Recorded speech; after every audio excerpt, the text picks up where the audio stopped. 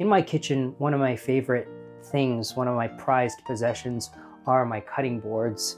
This one I've had for 6 years. This one I've had for 26 years. And I have been asked over the years, where did you get those? Well, I didn't get them, I made them. These boards are, to me, artwork, wood carving. That's what was learned and executed on these functional objects, which with use and time, I think just get better and better and better. Making a cutting board is not difficult if you know what you're doing. And if you don't know what you're doing, my suggestion would be to find someone. There are wood carvers all over the world. There's probably a wood carver near you. So do some research, find someone who knows how to carve wood, reach out to them, say, hey, I would like to make a cutting board, or hey, can you make me a cutting board?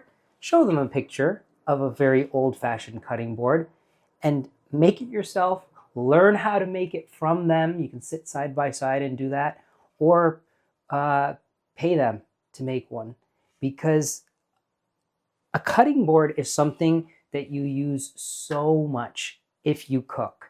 And I believe that cutting boards should be beautiful objects for that very reason. You're seeing it, you're using it, it gets better as you use it. These cutting boards go through a lot of abuse.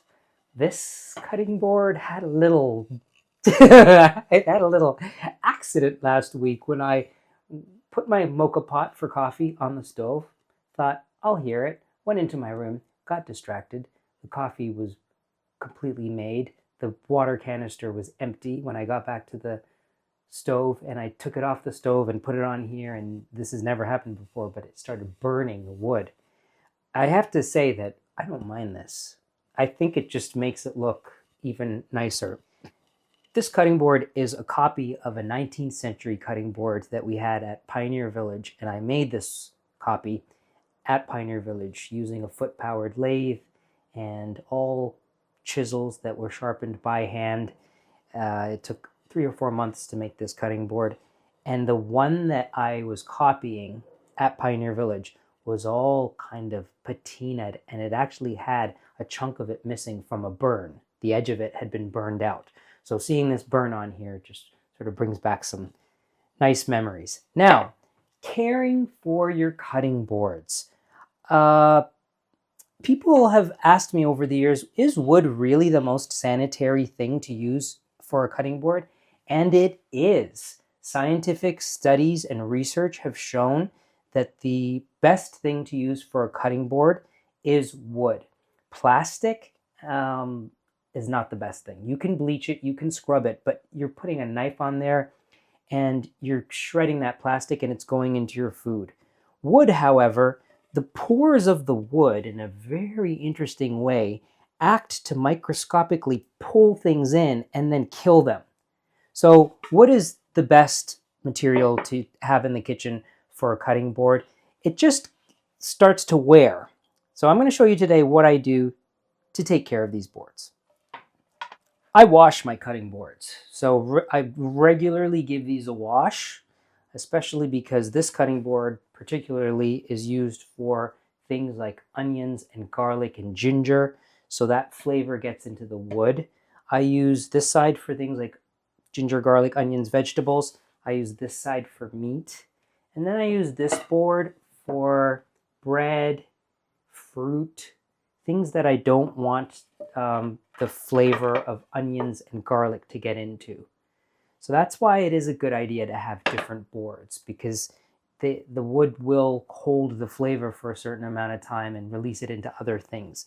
So washing your boards is something that you can do. It's safe.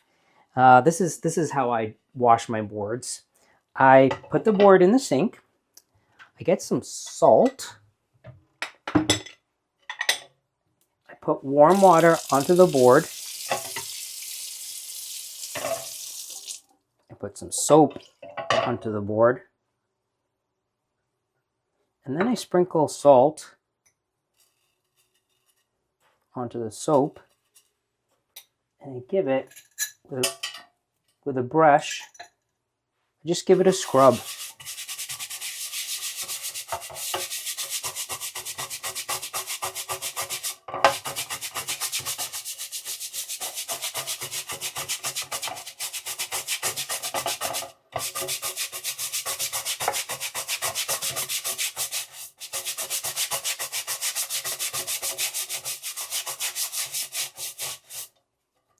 And then with warm water, I rinse that off, use a dishcloth,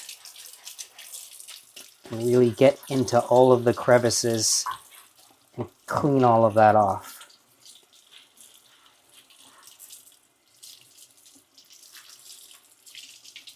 Okay. Now, once the board is washed, it should be dried as thoroughly as possible immediately. Try not to just put this in the drying rack or put it on the counter and let it sit like this. It is water. Water really shouldn't be sitting on wood. So I get a cloth and I dry off the board as thoroughly as possible. And then I put it in a spot that's going to allow air to circulate around the board. So I wouldn't put it like this because there was water on the back of this. I would prop it up like on an angle. You just prop it up like this over here so that there's air behind it. There's air on the surface. And then I allow it to fully dry like that. So I would do that kind of at night, leave it to dry overnight, and then the next day I would do the next step. So this is something that you can wash it regularly. You don't want to do this aggressive, soapy, salty wash all the time. I don't wash it like that 3 or 4 times a day when I'm using my cutting boards. I only do that salt scrub maybe once a week. Now, once the board is completely dry, another thing that you can do to sterilize the board fully, I mean, it is clean, it is sterilized, but one of the things that I like to do to kind of really feel like I'm sanitizing the board is I put it out in the sun. And it's not the heat from the sun that's sanitizing things, it's actually the light, like the bright sun, sort of 1 p.m. sun on a dry day, shining on the surface of this board. When I pick up the board and I smell it, I can smell that the scents have gone from the board. So the sun does an amazing job of sterilizing the board. You don't want to put a wet board into the sun. Don't do that. If you take the wet board and put it directly in the heat of the sun, it can split or crack the wood. So when I say dry the board after it's wet, dry it in a calm environment, not in bright sunlight. The sunlight thing should only be done with a completely dry board. Now, the next step, after you've washed your board, you've allowed it to fully dry, it will probably look something like this. And you can see the area where the wood has been oiled and the oil is maintained.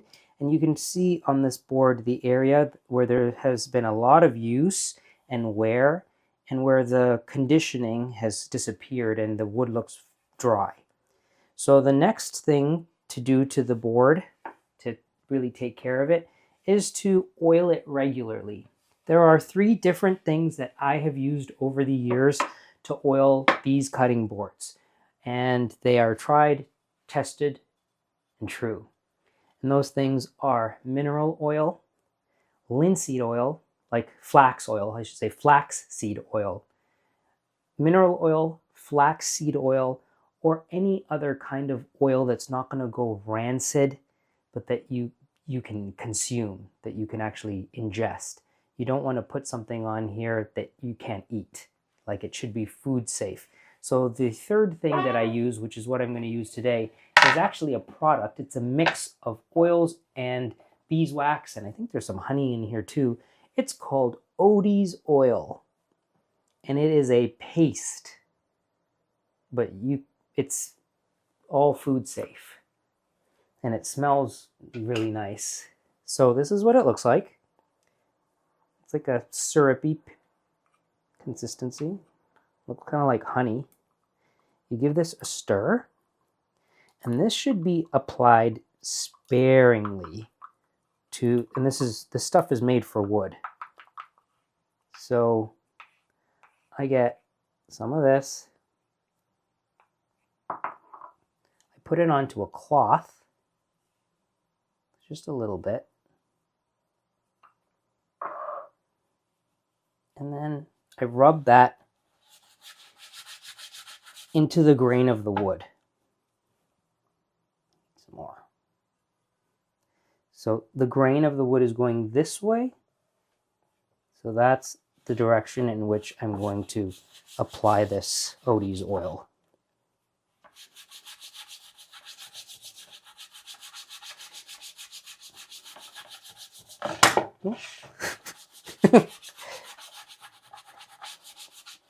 And I am light-handed with this. I don't put a lot of this stuff on because I know I'm going to use this board within the next 24 hours. So I don't want this to form like a sticky surface, which will happen if you just put anything, mineral oil, flaxseed oil on. If you just glob it on there and you don't wipe it off properly, it'll form a tacky surface, which is what you don't want. You just want to moisturize the wood like that. There. And now that sort of dull, matte area has disappeared. So I'm going to do the same to the back of this board. Just apply a little bit to the board itself. Sometimes do that.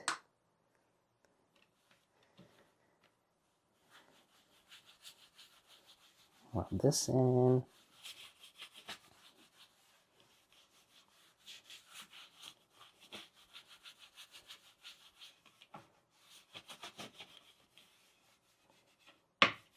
Make sure you get the edges and the corners because you want this whole thing. These boards are made from one piece of wood. You want the whole thing to be conditioned so that as it's expanding and contracting with the moisture and the temperature, which it will do because it's wood, it's going to do that evenly. You get splits in wood when something's drying or moving too drastically in relation to other parts of the wood. That's what causes a crack. That's what exacerbates a crack. So in order to prevent that from happening, you always want to really try to treat the whole board, all the parts of the board at the same time. There.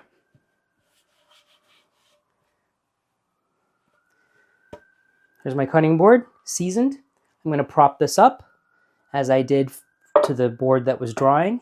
I'm going to let that sit there overnight, and then tomorrow it will be ready to use. Cutting boards, they're an absolute treasure in the kitchen when they mean something to you and when they're beautifully made. They're an investment that I've made, and I believe everyone that likes to cook should do the same.